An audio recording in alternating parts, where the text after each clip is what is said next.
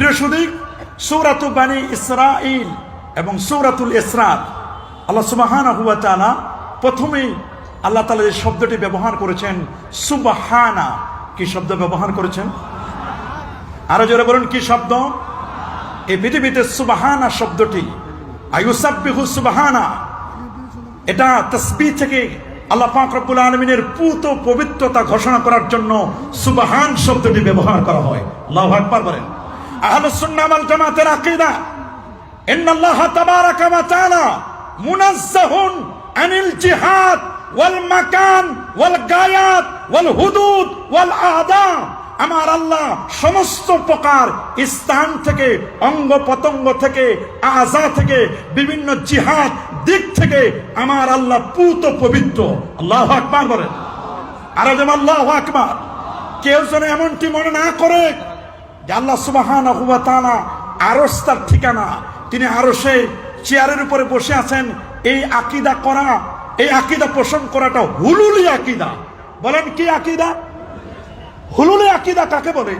ইমাম আবুল মুজাফফর আল ইসফারাইনি তিনি খুব চমৎকার করে বলেছেন আত-তাফসীর ফি দ্বীনের 14তম পৃষ্ঠার মধ্যে, হুলুলি আকীদা হলো কোন মাখলুকের ভিতরে খালেক প্রবেশ করা, এটাকে বলা হয় হুলুলি।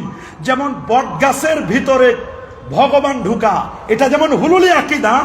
আরশের উপরে, আরশের ভিতরে আল্লাহকে ঢুকাই দিয়ে আল্লাহকে ওইখানে সিংহাসন বানায় দিয়েছে আমার দেশের কিছু সালাফিপন্থী। এরা আর রহমান ওয়ালাল আরশি ইসতাওয়ার ব্যাখ্যা করতে গিয়ে উল্টা পাল্টা ব্যাখ্যা করেন, বলে আল্লাহ আরশে আছে, অথচ আরশ এটা আল্লাহ পাকের মাখলুক। আল্লাহু আকবার বলেন। আল্লাহ তাআলা এই ধরনের সব কিছু থেকে তিনি পূত পবিত্র। কেউ বলেছেন সুবহানা দ্বারা মূলত আল্লাহ পাককে তানজিহ করা হয়েছে বিভিন্ন উয়ুব থেকে, বিভিন্ন ধরনের নুকসানিয়াত থেকে, ত্রুটি বিচ্যুতি থেকে। আল্লাহ তাআলাকে আল্লাহ মুনাজ্জাহ, আমরা আল্লাহকে তানজিহ করব। আল্লাহু আকবার বলেন। মানে যেটাকে সুবুত করার দরকার সুবুত করব, আর যেটাকে সলব করার দরকার ওটাকে সলব করব।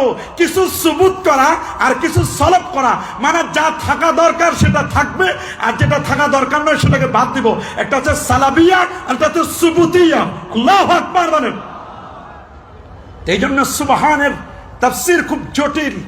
আমরা সাধারণত সুবহান বলতে আমরা বুঝি কোনো অত্যাশ্চর্য, অ্যাস্ট্রোনমি। আমরা যখন কোনো কিছু অত্যাশ্চর্য কিছু শুনি তখনই আমরা ব্যবহার করি সুবহান, সুবহানাল্লাহ। যেমন আমরা অনেক সময় এমন একটা কিছু দেখি, আমরা বর্তমান ইয়ং যারা ইউথ, যারা ইয়ং স্টার রয়েছে, ইউথ রয়েছে, যারা যৌবনের তাড়নায় অনেক কিছু অত্যাশ্চর্য কিছু দেখলে আমরা বলি ওয়াও। কি বলিস? ওয়াও বলি না আমরা? নতুন একটা কিছু দেখলাম বললাম ওয়াও। ওয়াও মানে সুবহান। আল্লাহু আকবার বলেন। আমার আল্লাহ সুবহানাহু ওয়া তাআলা মেরাজের ঘটনা বলতে গিয়ে, ইসরার ঘটনা বলতে গিয়ে আল্লাহ প্রথমে সুবহান শব্দটি ব্যবহার করলেন। তাজ্জুব, আশ্চর্যের ঘটনা বর্ণনা করলেন। কেন? এর মধ্যে পৃথিবীর বিজ্ঞান বলে এটা অসম্ভব। সামনে যেটা বলা হচ্ছে আসরা বিআবদি, তিনি তার বান্দাকে ইসরা করেছেন। সুবহানাল্লাহ বলেন। ইসরা